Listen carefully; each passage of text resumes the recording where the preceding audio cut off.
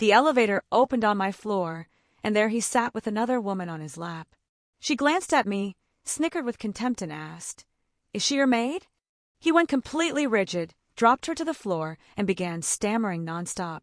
In that moment, I knew my payback would be even sweeter than I'd imagined.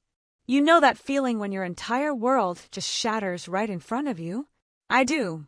It happened to me one Wednesday evening, just 15 feet from my boyfriend's office, when a woman in a skin-tight crimson dress looked me dead in the eye and asked if I was there to clean up. Seriously. The cleaning service. My name's Ella Garrison.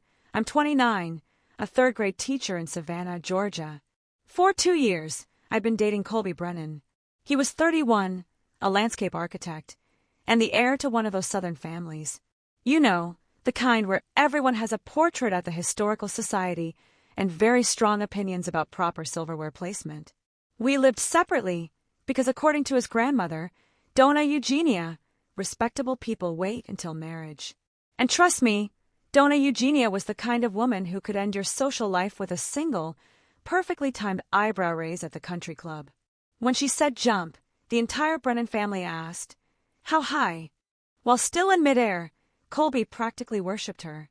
His entire inheritance, a multi-million-dollar restored historical home, hinged on staying in her good graces. Which, honestly, made what happened next absolutely perfect. It was the Wednesday before Thanksgiving. I left school at 5:30, all excited to meet Colby for dinner. We had reservations at the Grey, this super swanky restaurant in a converted Greyhound bus terminal where you literally need connections just to get a table. I was wearing my favorite navy dress, the one Colby always said made me look like Jackie Kennedy. And get this, I'd actually blown out my hair instead of just throwing it into my usual teacher bun. I parked, took the elevator up to the 8th floor, his architecture firm took up the whole level, and stepped into the corridor outside his suite. That's when I saw them. There he was, Colby, my boyfriend of 2 years, with another woman pressed against the wall. A redhead in a skin-tight crimson dress that probably cost more than my monthly salary. Her arms were wrapped around his neck. His hands were on her waist. They were making out like teenagers at a prom, totally oblivious. I froze. My purse just dangled from my shoulder. I stood there, watching my boyfriend devour another woman's face just 15 feet away from me. She saw me first. The redhead pulled back slightly, caught my eye over Colby's shoulder, and smiled. Not embarrassed. Not guilty. She smiled like she'd just won something. Then she looked straight at me, and, in the sickeningly sweet Georgia drawl, she said, "Oh, honey, are you from the cleaning service? We're gonna need you to come back in about an hour. We are occupied right now." She thought I was the maid. And Colby, the man I'd spent 2 years with? The man whose grandmother's birthday dinners I'd attended, whose family drama I'd patiently listened to, whose dry cleaning I'd just picked up last Tuesday because he was too busy. He didn't even correct her. Colby finally turned around, saw me, and his face went absolutely white. The redhead looked confused for a second, glancing between us. Then gravity seemed to remember her existence, and she stumbled backward, nearly twisting an ankle in her designer heels. "Ella," Colby stammered, his voice cracking like he was 13 again. This isn't. She's just the cleaning lady," I finished for him, my voice surprisingly calm. Because apparently that's what she thought I was. The redhead's face finally showed some recognition of the absolute disaster unfolding. She straightened her dress, grabbed her purse from the floor, and honestly had the audacity to look annoyed. "Colby, you said you were single. I'll call you." He stammered something back, which was possibly the worst thing he could have said in that moment. She sashayed off, her heels clicking down the hallway towards the elevator. I watched her go, then turned back to Colby. He was sweating through his expensive shirt despite the air conditioning. "Ella, please let me explain." "Save it," I said, and just walked back to the elevator. He followed, obviously panicking, trying to grab my arm. I pulled away. "Don't touch me." "It's not what you think, really," he insisted. "Really, Colby?" I shot back. "Because what I think is that I just watched you make out with a woman who thought I was your cleaning lady, and you didn't even bother to correct her." The elevator arrived. I stepped in.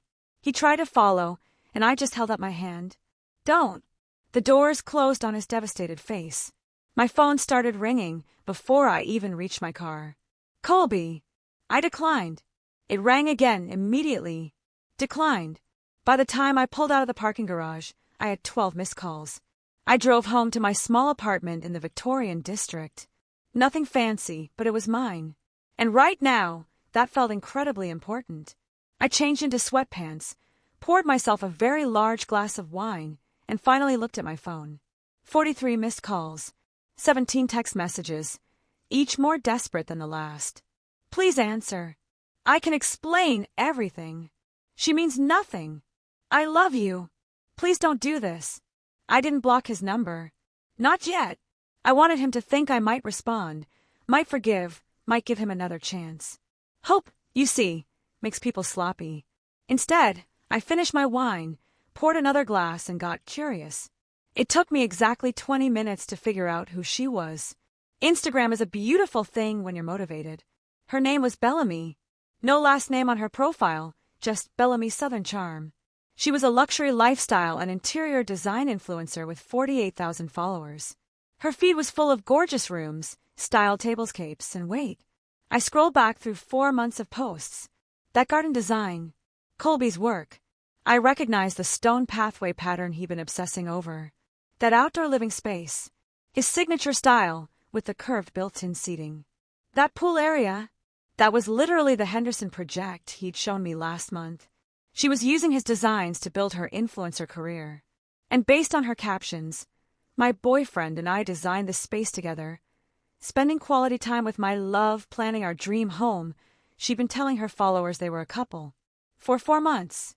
My phone buzzed. A message from a number I didn't recognize. Ella, please. I'm using a different number. I'm so sorry. Can we please talk? I'll come to you. I'll explain everything. This was a huge mistake.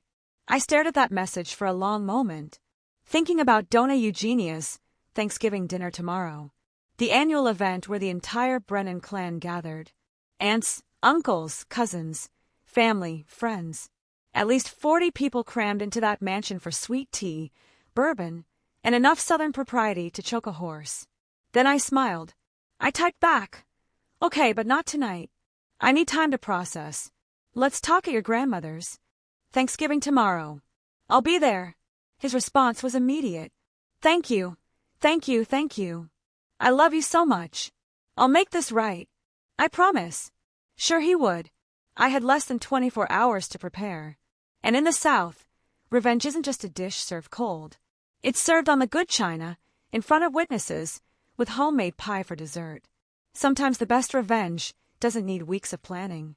It just needs one night, one determined woman, and a matriarch who values truth over family loyalty. I didn't sleep much that night. Instead, I built my case. Like I was preparing a lesson plan for the world's most important third-grade presentation on why Colby Brennan is absolute trash. By 3 a.m., I had screenshots organized chronologically, July through November. 4 solid months of Bellamy posting Colby's work while calling him her boyfriend. I had testimonials from her followers. I had dates, times, and enough evidence to convince anyone with functioning brain cells that this wasn't a misunderstanding. I finally fell asleep around 4 a.m. and woke up at 7 a.m. on Thanksgiving morning with a mission. First priority, look absolutely devastating. Not revenge dressed devastating, that's too obvious. I needed to look like the kind of woman who belongs in a historical mansion. The kind Donna Eugenia would want in her family. Classy, elegant, untouchable. By 8 a.m., I was showered, caffeinated, and heading to Broughton Street. Yes, some stores open early during Thanksgiving week. Capitalism waits for no holiday. I found a boutique that catered to the Savannah society crowd. The kind of place where saleswomen say things like, "That's very you, darling," while secretly judging your credit limit. I found it in 15 minutes. Emerald green, perfectly tailored. Elegant enough for a cathedral, but striking enough to make Colby remember exactly what he'd lost. The salesperson, a woman named Patricia, who absolutely understood the assignment when I said, "I need to look like I've already won," even threw in a discount. Apparently, my face told the whole story. 9:30 a.m. I was at the Coffee Fox on Bull Street with my iPad, organizing my presentation. The barista, a college student with purple hair named Sage, brought my lavender latte and lingered. "You look like you're plotting something," she said. "Is it that obvious?" I asked. "Honey, I've worked here 3 years. I know the look of a woman preparing to destroy someone's life. Is it the redhead who's always here taking photos?" I looked up, genuinely surprised. "You know her? Bellamy." "Oh yeah. She's here constantly, always with some guy, always talking loud enough for the whole cafe to hear about her architect boyfriend. She makes everyone her captive audience while she stages the perfect Instagram shot." Sage rolled her eyes. "She literally makes him rearrange his schedule so the lighting is right for her posts. The guy always looks like he'd rather be anywhere else." "Her boyfriend," I repeated. "She specifically calls him that every single time," Sage confirmed. "My boyfriend designed this. My boyfriend and I are planning our dream home. My boyfriend is taking me to Charleston this weekend." Girl doesn't shut up about him. I showed Sage a photo of Colby from my phone, us at last month's fall festival, laughing in a pumpkin patch. Her jaw dropped. "That's your boyfriend?" "Was. As of last night." "Oh, honey, Bellamy has been bringing him here every Tuesday and Thursday for months. She always introduces him as her boyfriend to literally everyone. Last week, she was showing someone her Pinterest board for their future wedding. I took notes, actual notes, Tuesday and Thursday. For months. Pinterest wedding boards. "What time today do you need to ruin someone's life?" Sage asked. "Because I'm off at noon and I kind of want updates." 3 p.m. His grandmother's Thanksgiving dinner. "Legendary." "I'm manifesting your success," she said with a wink. By 10:30 a.m., I was at Colby's office building. Marcus, the security guard, was working the holiday shift and looked surprised to see me. "Miss Ella, you okay? Haven't seen you since yesterday." Word travels fast in an 8th-floor building. "Marcus, can I ask you something? That woman who was with Colby yesterday, the redhead in the red dress, has she been here before?" His face told me everything before he spoke. "Miss Ella, I probably shouldn't." "Please," I pressed. "I just need to know the truth." He sighed, looked around, then gestured me to his desk. He pulled up the visitor log on his computer. "I keep digital records. Building policy." There it was. Bellamy Richardson signed in every Tuesday and Thursday evening for the past 4 months. Always between 6 and 8 p.m. Always visiting Brennan Architecture, floor 8. "I thought she was a client," Marcus said quietly. "Mr. Colby always seemed uncomfortable when she was here, but she was always very friendly, very chatty. Told me once they were planning to get engaged soon. She told you that last month. Said she was looking at rings. Wanted my opinion on styles. I said congratulations. Thought you too had." He stopped, realization dawning. "Oh no, Miss Ella. I'm so sorry. I didn't know. It's not your fault, Marcus. I took photos of the screen with my phone. Thank you for being honest. Whatever you're planning," he said as I left. "I hope he deserves it." By 11 a.m., I was back home, uploading everything to my iPad. I created a presentation that would make my principal proud. Title slide, chronological evidence, supporting testimony, photographic proof. I even made it aesthetically pleasing, because if you're going to destroy someone's life, you might as well do it with good design. My phone had been buzzing all morning. Colby's messages went from hopeful to anxious. "Good morning, beautiful. Thank you for giving me another chance. I love you so much. I can't wait to see you today. Should I pick you up? We can arrive together. Ella, are you okay? You're not answering. Please tell me you're still coming. I'm freaking out. Please respond." At noon, I finally replied, "See you at 3 o'clock. Don't be late." His relief was immediate. "Thank you. I love you. Everything will be perfect, I promise." Perfect. Right. I spent the afternoon getting ready with the kind of careful precision usually reserved for surgical procedures. Hair in a classic low bun. Makeup natural but flawless. My grandmother's pearl earrings. Simple black heels. The green dress fit like it was custom-made for public vindication. At 2:15, I loaded my iPad into a tasteful gift bag, the kind you'd use for bringing wine to a dinner party. Except instead of wine, I was bringing evidence of infidelity, betrayal, and 4 months of lies. At 2:30, I checked my reflection one final time. I looked like the kind of woman Donna Eugenia would proudly introduce to her bridge club. I looked like I belonged. At 2:45, I parked on Bull Street and walked up to the mansion. The front door was already open. Family members streamed in with covered dishes and wine bottles. I could hear the chatter, smell the turkey, feel the warmth of a family gathering. Colby was waiting on the veranda, looking like he hadn't slept in days. When he saw me, he practically ran down the steps. "Ella, God, you look beautiful. Thank you for coming. Thank you for giving me another chance. I love you so much. Where's your grandmother?" I asked pleasantly. "Inside, greeting everyone." "Ella, please, can we talk privately first?" "No need," I said, patting his arm. "Let's go inside. I don't want to miss anything." His relief was almost sad to watch. He actually thought I'd forgiven him. He actually believed we were going to sweep this under the expensive Persian rug and move on with our lives. Men are adorable when they're delusional. I walked into that house like I owned it, hugged Miss Catherine, complimented the table settings, and helped carry dishes to the dining room. I was charming, warm, helpful, the perfect Southern girlfriend. Colby's family adored me. Donna Eugenia herself took my hand and said, "Ella, dear, you look radiant. Colby is a lucky man." "Thank you, Donna Eugenia," I said sweetly. "I'm feeling very grateful today." Colby visibly relaxed. His shoulders dropped. His smile returned, and he started actually enjoying himself.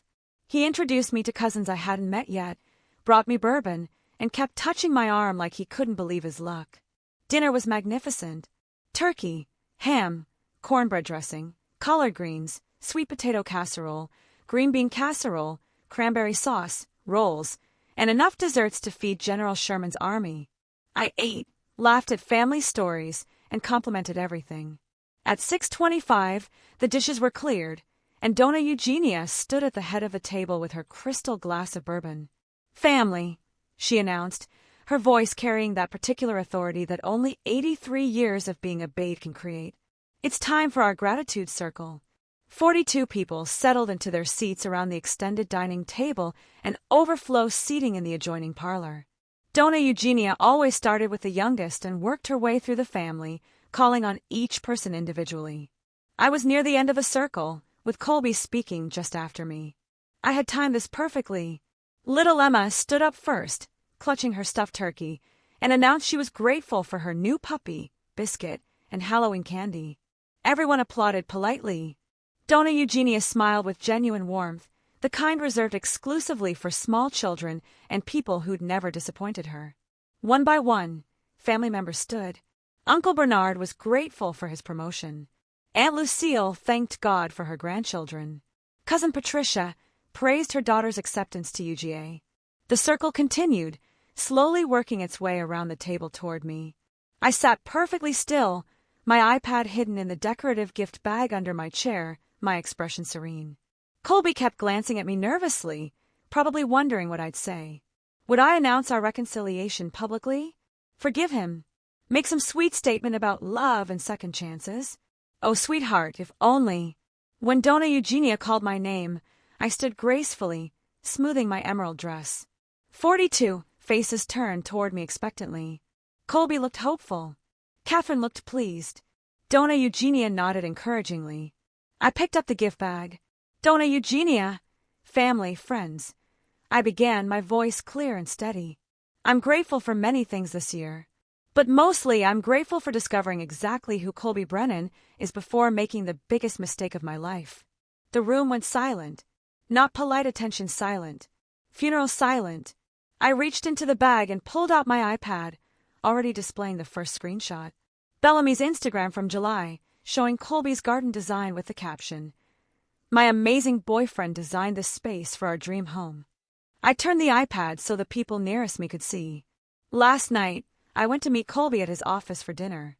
I found him in the hallway with this woman. When she saw me, she asked if I was the cleaning lady. Colby didn't correct her. Catherine gasped. Several cousins leaned forward to see the screen. I swiped to the next image. Another Instagram post from August. Her name is Bellamy Richardson. She's a lifestyle influencer who's been using Colby's architectural designs to build her social media career.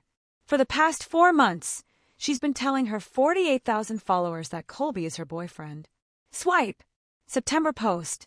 Here she is claiming they designed this outdoor living space together. Swipe. October post. Here she is talking about their future engagement. I walked slowly around the table, letting people see each screenshot. Donna Eugenia's face had gone from warm to ice in approximately 4 seconds. Catherine was crying quietly. Uncle Bernard, the lawyer, was leaning in to read the captions. I spent this morning gathering evidence, I continued, my voice never wavering. This is the visitor log from Colby's office building. Bellamy Richardson signed in every Tuesday and Thursday evening for 4 months after business hours, when the office was mostly empty. I showed the photos of his security logs. Marcus had highlighted Bellamy's name in yellow for me. Bless that man. I also spoke with the barista at the Coffee Fox this morning. I pulled out my phone, reading from my notes. She confirmed that Bellamy brings Colby there every Tuesday and Thursday. Quote, she always introduces him as her boyfriend to literally everyone. Last week, she was showing someone her Pinterest board for their future wedding. The silence was deafening. Colby had gone white. Not pale. White. Like a ghost in a Brooks Brothers shirt.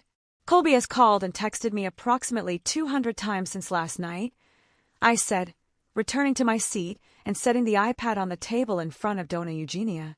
He's apologized, begged, promised it meant nothing. He offered to buy me a house. He offered to get me a dog. A few shocked laughs broke the tension. Uncle Bernard muttered something that sounded like, unbelievable. But here's what I realized, I said, looking directly at Donna Eugenia.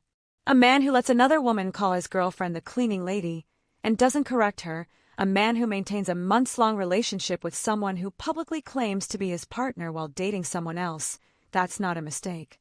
That's a character flaw. Donna Eugenia set down her bourbon glass with a sharp click. So I'm grateful, I continued, that I discovered this before accepting a proposal, before planning a wedding, before legally tying myself to someone who thinks infidelity is solved with a golden retriever puppy. Dead. Silence. Then, Donna Eugenia stood. When she stood, everyone paid attention. The woman was 5'3" and could command a room like General Patton. Colby Brennan, she said, her voice quiet but carrying that particular quality that made grown men tremble. Is what this young lady says true? Colby opened his mouth. Nothing came out. He tried again. Grandmother, I can explain. Is it true? The entire room held its breath. Bellamy, she was a client and things got complicated, but I never meant. Did you maintain a relationship with this woman while dating Ella? It wasn't a relationship. She just answer the question. Yes, Colby finally whispered. Donna Eugenia's expression could have frozen the Savannah River. Did you allow this woman to publicly claim you as her boyfriend for 4 months? I didn't know she was posting. Did you meet with her regularly after hours for months? Colby looked at the floor. Yes, ma'am. And when Ella discovered you with this woman, did you immediately end it and confess everything? Silence. No, ma'am, Colby finally said. Donna Eugenia turned to me, and her expression softened just slightly. Ella, dear, I am profoundly sorry that my grandson subjected you to this humiliation. You have conducted yourself with more grace and dignity than he deserves. She turned back to Colby, and the temperature dropped 20 degrees. You have disgraced this family, she said, each word precise and cutting. You have dishonored a young woman who loved you, who attended our family gatherings, who helped in my kitchen, who treated us with respect and kindness. You have lied, cheated, and when caught, you attempted to buy forgiveness rather than earn it. Grandmother, please. I am not finished. Her voice could have cut diamonds. Your grandfather built this family's reputation on integrity. Your father maintained it through honesty. You have squandered it for Instagram attention and whatever else you were getting from this Richardson woman. She gestured to the door. Get out of my house. Colby stared at her. What? You heard me. Get out. You are not welcome at this table, in this home, or in this family's good graces until you demonstrate through actions, not words, that you understand the gravity of what you've done. Grandmother, you can't. I absolutely can. This is my home. That is my door. Use it. Catherine was sobbing now. Uncle Bernard looked like he was enjoying himself immensely. Several cousins had their phones out, probably texting this drama to everyone they knew. Colby looked at his mother. She wouldn't meet his eyes. He looked at me. I smiled pleasantly and took a sip of sweet tea. He stood, his chair scraping loudly, and walked through the dining room, through the parlor, through the foyer, and out the front door. We heard it close behind him. Donna Eugenia sat back down, picked up her bourbon, and took a long sip. "Ella, dear," she said calmly, "would you please pass the pecan pie? I believe we could all use some dessert after that unpleasantness." I passed her the pie. "Also," she continued, cutting herself a generous slice, "you mentioned earlier that you helped in the kitchen. The cornbread dressing was exceptional. Did you add extra sage?" "Yes, ma'am," I said. "And a touch of thyme." "Brilliant. You must give me the measurements. Catherine, dear, stop crying and have some pie. Your son made his choices. Now he'll live with them."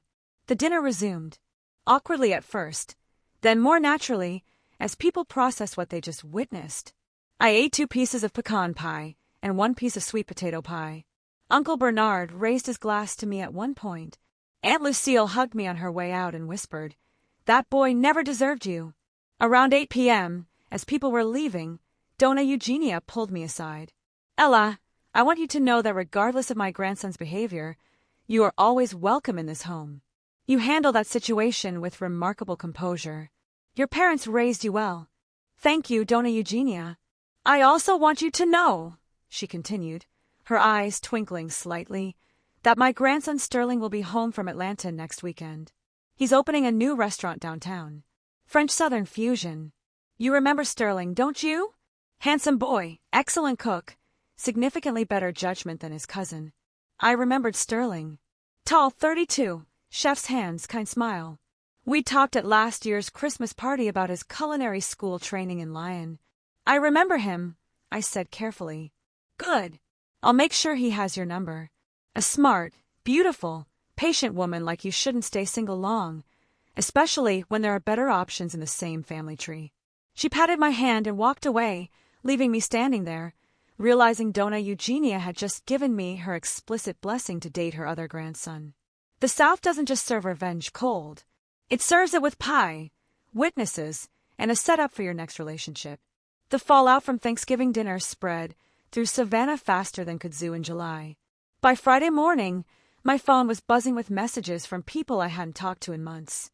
Apparently, at least 6 dinner guests had immediately texted their friends about the Brennan Thanksgiving massacre. By breakfast, half of Savannah society knew Colby had been publicly expelled from his grandmother's home for cheating. The other half knew by lunch. What I didn't expect was how rapidly Donna Eugenia's disapproval would translate into actual consequences. The woman didn't just control family dynamics. She controlled half the social and business connections in Savannah's historic district. Saturday morning, I got a text from Catherine. "Ella, dear, I hope you're doing well. I wanted you to hear this from me. Mother Eugenia has made certain decisions regarding Colby's inheritance. The house on Gaston Street will not be passing to him as planned. She's rewriting her will this week. I thought you should know he's facing real consequences. You deserve better. The house on Gaston Street, the restored 1870s Victorian mansion, worth roughly $2 million, that Colby had been counting on since he was 16. Gone." I texted back, "Thank you for letting me know, Miss Catherine. I hope you're doing okay." Her response, "I'm embarrassed. Honestly, I raised him better than this. Come to brunch next Sunday. Just us girls, no dramatic grandson included." I went to brunch the following Sunday. Catherine, Aunt Lucille, and Donna Eugenia herself were there at the Collins Quarter, sipping mimosas and acting like I was already family. They asked about my teaching, my apartment, my plans for Christmas break. Not once did they mention Colby, except when Donna Eugenia said, "That boy is learning that actions have consequences. Perhaps it'll build some character he was apparently lacking." But the inheritance was just the beginning. Monday after Thanksgiving, Colby's professional life started crumbling. Turns out when you're a landscape architect in a city like Savannah, your client base is heavily dependent on society connections. And when the most influential society matriarch in town publicly disowns you at Thanksgiving dinner, people notice. I heard through Marcus, who texted me updates because apparently we were friends now that 3 major clients had canceled their contracts with Colby's firm by Tuesday. All 3 were friends of Donna Eugenia. One was her bridge partner. Another attended her church. The third was married to her late husband's former law partner. Man looks like he aged 10 years, Marcus texted. Hasn't shaved, looks rough. Wednesday, I ran into Uncle Bernard downtown. He was coming out of his law firm on Broughton Street as I was walking past with coffee. Ella! He waved me over, grinning. I've been hoping to see you. That was the most entertaining Thanksgiving dinner I've attended in 40 years. My wife is still talking about it. I hope I didn't cause too much family drama, I said diplomatically. Drama? That was justice. And between you and me, he leaned in conspiratorially, Colby came to my office yesterday asking if he could contest Mother Eugenia's will changes. I told him, absolutely not. And even if he tried, no judge in Chatham County would rule against that woman. She's legendary. What did he say? He actually cried. A 31-year-old man crying in my office about losing a house he never actually owned.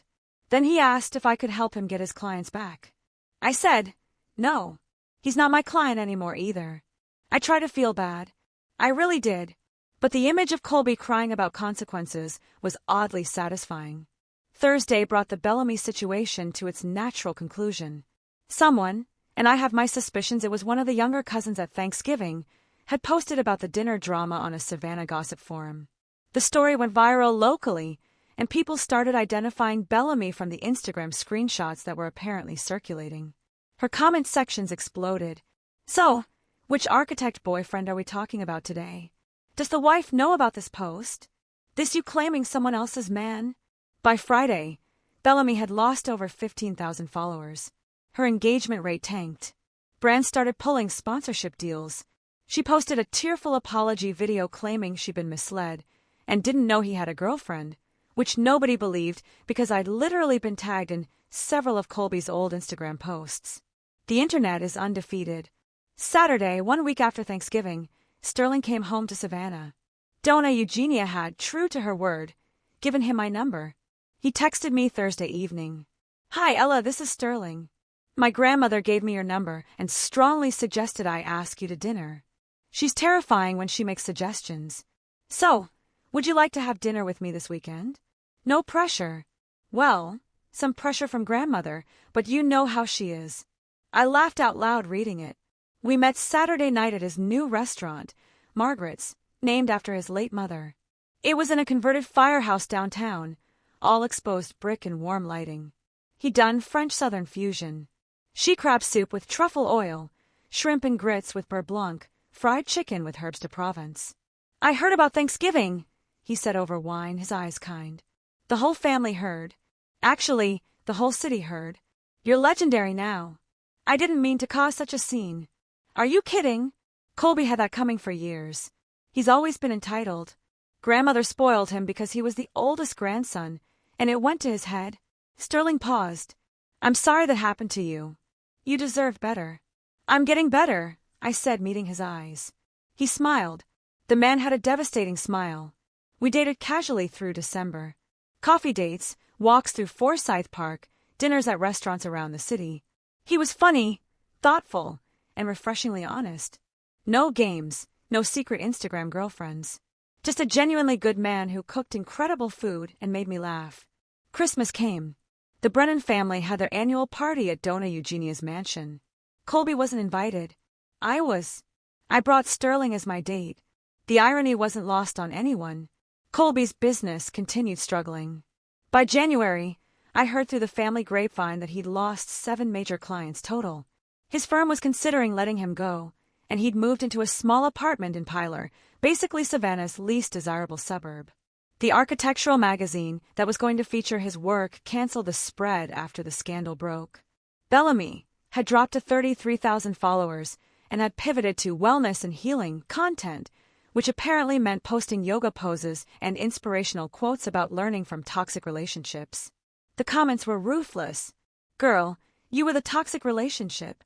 Healing from what? Getting caught. Namaste away from other people's boyfriends. Meanwhile, I got a raise at Forsyth Elementary for my work on the new reading curriculum. My third graders won the district spelling bee. Sterling's restaurant got a glowing review in Savannah magazine. Donna Eugenia invited me to the Easter dinner planning committee, which apparently meant I was officially considered family now. February brought the final twist I never saw coming. Catherine called me on a Tuesday afternoon. Ella, I wanted you to hear this from me. Colby is moving to Charlotte. He got a job offer with a firm up there. Smaller role, less pay, but it's a fresh start. He's leaving in 2 weeks. How is he? I asked, surprising myself by actually caring slightly. Humbled. Broke. Single. Bellamy dumped him in December when her follower count dropped, which was poetic. He asked about you last week. Wanted to know if you were happy. What did you tell him? That you're dating Sterling. That you look radiant. And that he lost the best thing that ever happened to him. Then I told him to pack his boxes and learn something from this disaster. Colby left Savannah on March 1st. I know, because Sterling and I were having brunch at the Collins Quarter that day, the same restaurant where I'd had brunch with the Brennan women, and we saw him driving past with a U-Haul attached to his car. Sterling saw me notice. You okay? Yeah, I said honestly. I really am. Good. Because grandmother is hosting her birthday dinner next month and specifically requested that I bring you. Fair warning, she's going to ask when we're getting engaged. She asks me every time I see her. It's been 4 months, Sterling. I'm aware. I keep telling her that. She says, when you know, you know. He grinned. She knew after one Thanksgiving dinner that you were a keeper. I laughed. Your grandmother is terrifying and wonderful. She really is. She also rewrote her will. Did you know that? I heard something about that. The Gaston Street house. She's leaving it to me now. Said I'd have better use for it than Colby ever would. Something about shared values and character. He took my hand across the table. She also said I should propose to you in the garden there when the magnolias bloom. Direct quote. Sterling, I'm not proposing. Not yet. I'm just saying, when an 83-year-old woman who controls half of Savannah gives you romantic advice, you listen. The magnolias bloomed in April.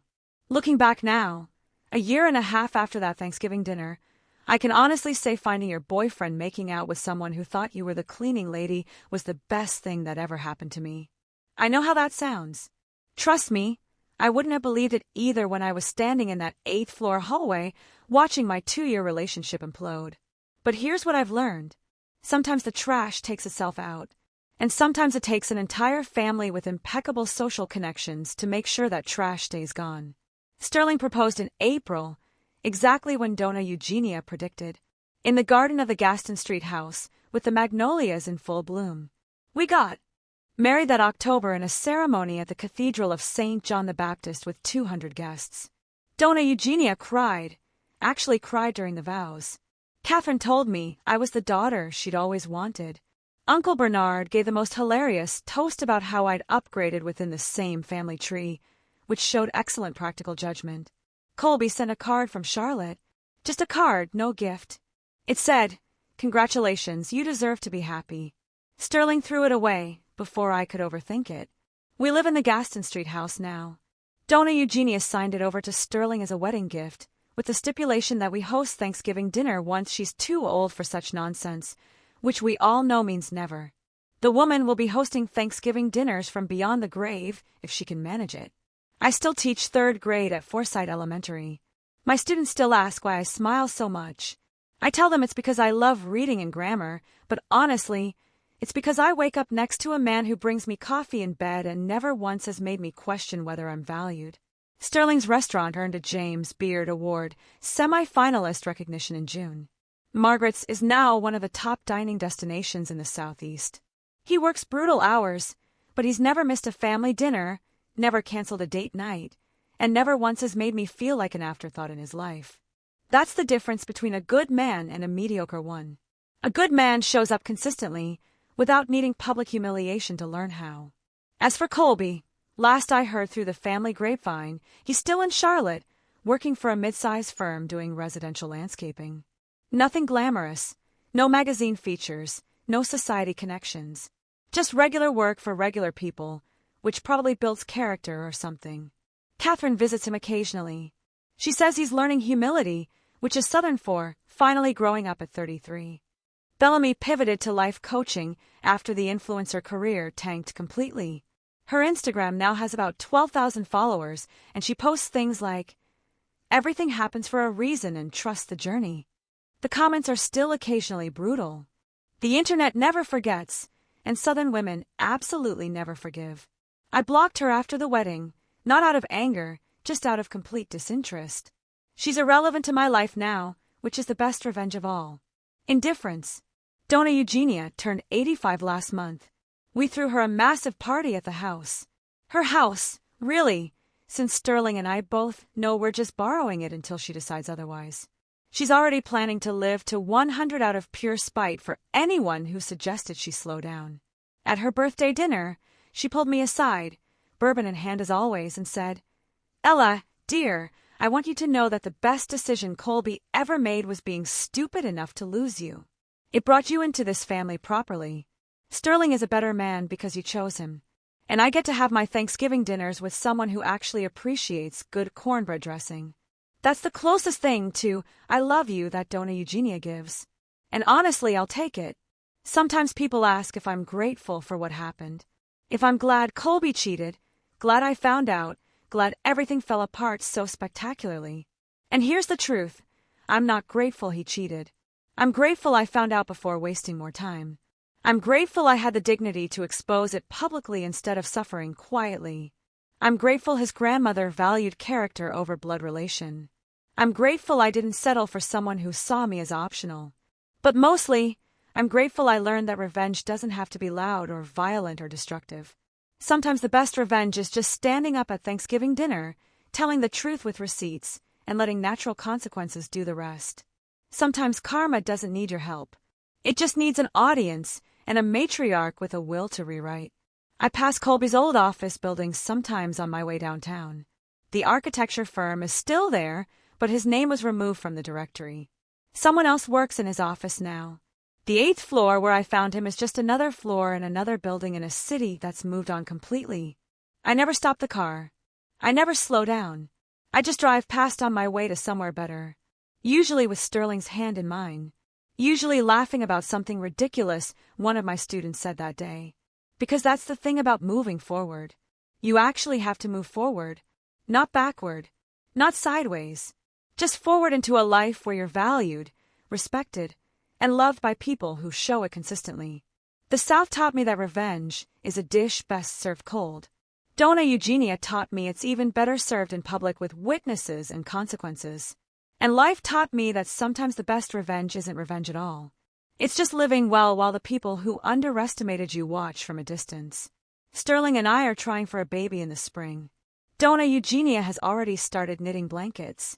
Catherine has already planned the nursery colors. Uncle Bernard has already made terrible jokes about keeping the good genes in the family this time.